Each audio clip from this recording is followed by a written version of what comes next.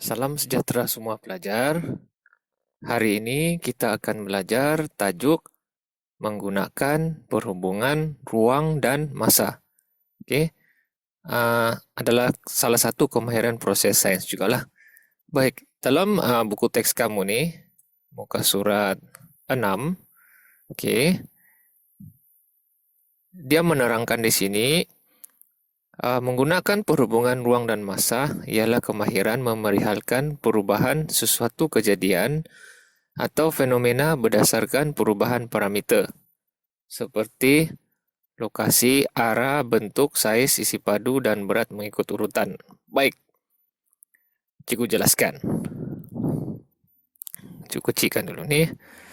Baik, tajuk ini sebenarnya memerihalkan ini, perubahan ini maksudnya kita menjelaskan sesuatu. Memerihalkan tuh maksudnya menjelaskan sesuatu lah. Jadi kita mau jelaskan perubahan sesuatu kejadian itu berdasarkan perubahan parameter. Okey, parameter ni maksudnya ialah satu ciri yang boleh diukur pada sesuatu bahan ataupun keadaan. Ataupun pendek cerita, kita boleh kaitkan parameter lain dengan masa. Okey, parameter ni perubahan yang berlaku ke atas sesuatu benda ataupun perkara itu ataupun peristiwa itulah. Dan perkara itu atau peristiwa itu yang kita boleh ukur. Dia sebut sebagai parameter. Okey. Sudah dijelaskan lah. Satu ciri yang boleh diukur. Jadi perubahan parameter tu, perubahan satu ciri itu. Apa yang berubah ketika itu? Yang kita boleh ukur. Kita kaitkan dengan masa. Kalau kita boleh kaitkan dengan masa, parameter tersebut dengan masa, parameter tu cirilah yang berubah tadi tu dengan masa, kemudian kita jelaskan berkaitannya ataupun buat kesimpulan kaitkan dengan masa, maka kita sudah ada kemahiran perhubungan ruang dan masa. Okey. Jadi cikgu bagi contoh lah untuk memudahkan kamu faham ni. Baik, sama saja ni, cuma cikgu ada tambah sikit lagi. Kita tengok apakah perubahan yang dapat kamu perhatikan bila sebatang ais krim diletakkan di bawah cahaya matahari selama 20 menit? Okey, pertama sekali yang kita mau tengok, apakah yang berubah selepas 20 minit? Okey, kalau kita tengok dengan jelas, ini selepas 10 minit ni asal, selepas 10 minit, tengok. Dia sudah berkurang dia punya saiz, okey, dan bentuknya pun sudah berubah. Kemudian selepas 20 menit, makin dia berkurang saiznya dan bentuknya pun sudah berubah. Jadi yang berubah di situ apa? Bentuknya dan saiznya.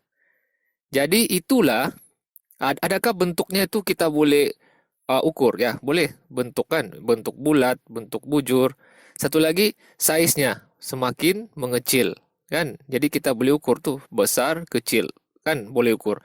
Jadi parameter yang berubah di situ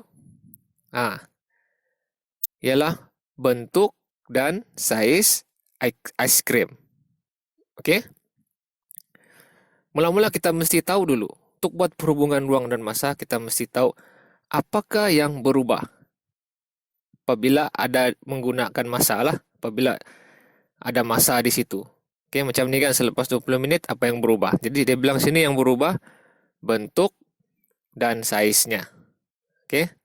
Jadi parameter ada di situ ialah perubahan bentuk dan saiz ais krim lah. Nah, bila kita sudah tahu apakah yang berubah dan parameter apa yang sesuai di situ, dalam soalan ini bentuk dan saiz lah ais krim kan, maka kita boleh hubungkan dengan masa. Tengok di sini ya. Di sini dicakap bila masa itu bertambah, yang berubah tadi ialah bentuk ais krim. Jadi tidak sekata dan saiznya mengecil. Jadi perhubungan ruang dan masa di situasi di atas adalah apabila masa bertambah, bentuk ais krim menjadi tidak sekata dan saiznya mengecil. Jadi itulah dia perhubungan ruang dan masa. Oke, masih ingat tadi? Pertama cari dulu apa yang berubah selepas satu tempo masa, kemudian parameter apa yang sesuai untuk perubahan itu, ciri apa yang sesuai yang boleh kita ukur, kemudian kaitkan dengan masa. Nah, oke. Baik, kita tengok contoh lagi di sini. Cikgu ada sediakan beberapa contoh lain. Tengok sebelah sini nih. Oke. Oke. Jadi ini konon ada satu penyiasatan lah. Dia letak satu tiang di tengah padang, kemudian dia tengok panjang bayang-bayang nih. Ini panjang bayang-bayang tiang tuh. Oke, dia pasang dari jam 8 pagi sampai jam 5 petang. Oke. Jadi dia tanya, apakah perhubungan panjang bayang-bayang tiang dengan massa? Maksudnya dia tanya perhubungan ruang dengan massa lah tuh. Jadi pertama kita mesti cari apa yang berubah sepanjang jam 8 hingga 5 petang. Jadi kalau kita tengok di sini yang berubah panjangnya. Oke. Panjang itu bayang-bayangkan dia memendek, mengecil, berkurang panjangnya, kemudian lepas jam 12 tuh dia memanjang semula. Jadi bila kita sudah tahu apa yang berubah, kita cari parameter yang sesuai. Apa ukuran dia? Panjang memang kita boleh ukur, jadi kita guna panjang lah. Panjang bayang-bayang. Jadi kita kaitkanlah dengan massa. Jadi jawabannya, hubungan ruang dan massa untuk contoh di sebelah tu ialah apabila massa bertambah dari jam 8 sampai jam 5 nih, massa bertambah, panjang bayang-bayang tiang berkurang. Oke, dia berkurang. Dan bertambah selepas itu, selepas jam 12 dia bertambah. Jadi kita sudah bagi perhubungan ruang dan massa. Oke, contoh kedua. Apa yang berlaku pada anak-anak pokok selepas seminggu? Oke, ada berkaitan dengan massa. Jadi kita boleh buat perhubungan ruang dan massa. Oke, tapi kita kena tengok dalam masa seminggu tuh apa yang berubah. Jadi kalau tengok sini buat pemerhatian, kita kumpul maklumat, kita akan dapati satu, daunnya itu bertambah. Oke, berubah daunnya. Kedua, ketinggian anak pokok ini pun bertambah. Jadi ada dua yang berubah dalam satu minggu. Jadi apa parameter yang sesuai? Maksudnya apa yang kita boleh ukur pada perubahan itu? Satu, bilangan daun lah kita boleh ukurkan. Ini dua, ini dua, ini tiga, ini tiga. Oke. Jadi bilangan daun, satu yang berubah. Satu lagi parameter yang berubah ialah tinggi. Ini tinggi dia begini. Makin tinggi kan. Oke, kita boleh ukur pakai pembaris. Jadi satu lagi yang parameter yang berubah di situ ialah ketinggian anak pokok. Jadi kaitkan dengan masa seminggu tuh. Jadi jawabannya beginilah. Perhubungan ruang dan massa untuk contoh di sebelah adalah apabila massa bertambah, kan dia bertambah seminggu kan. Dari hari pertama sampai hari ke-7, seminggu lah. Ketinggian dan bilangan daun anak pokok bertambah. Jadi itu sudah kita kaitkan massa itu dengan parameter yang berubah tadi, yaitu ketinggian dan bilangan daun. Oke, contoh ketiga. Ali diberi masa 10 saat untuk meniup belon. Oke, jadi selepas 10 saat size belon yang ditiup menjadi besar. Oke, keputusan dia itu kan. Jadi ada perhubungan ruang dan massa sebab dia ada massa di sini. Saat itu masalah. Jadi apa kaitan dia dengan size belon nih? Oke, first kita tengok apa yang berubah. Sudah dia beritahu. Yang berubah situ size. Kita boleh nampakkan dia membesar, bertambah size-nya. Jadi kita kaitkanlah. Perhubungan ruang dan massa di sebelah ialah apabila massa itu bertambah dari saat pertama sampai saat ke-10, size belon bertambah. Jadi itu hubungan ruang dan massa. Oke, contoh terakhir. Jadwal menunjukkan jisim apel yang berjaya dikutip selepas beberapa jam. Masa yang diambil untuk mengutip apel. Oke, ini minit pertama dia dapat jumlah jisim apel yang dikutip 100. Pada minit ke-5, 400. Dan minit ke-10, 800. Jadi di situ kita boleh nampak. Bila masa dia bertambah dari minit pertama sampai minit ke-10, okay, dia punya bilangan jisim pun bertambah dari 100 pergi 800. Jadi perhubungannya di situ, perubahan parameter dia inilah. Okay, masa ini memang satu, perubahan parameter juga, tapi kita mau kaitkan masa itu dengan parameter lain. Jadi kita kaitkan massa itu dengan jisim apple yang dikutip. Jadi jawabannya, apabila massa bertambah, jisim apple yang dikutip bertambah. Oke? Perhubungan ruang dan massanya. Nah, itulah. Apabila massa bertambah, jisim apple yang dikutip bertambah. Oke?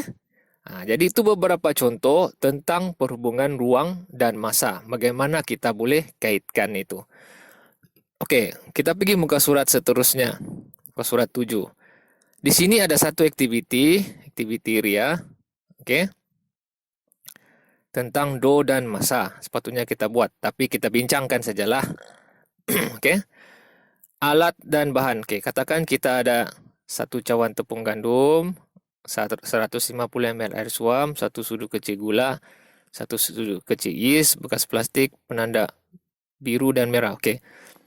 Jadi kita ikut arahan dia, kita masukkan tepung, gula, yeast ke dalam sini, adun, kemudian masukkan air, suam, campur, kemudian kita tanda dengan garisan pen penanda ini warna biru. Maka pen biru nih di sini.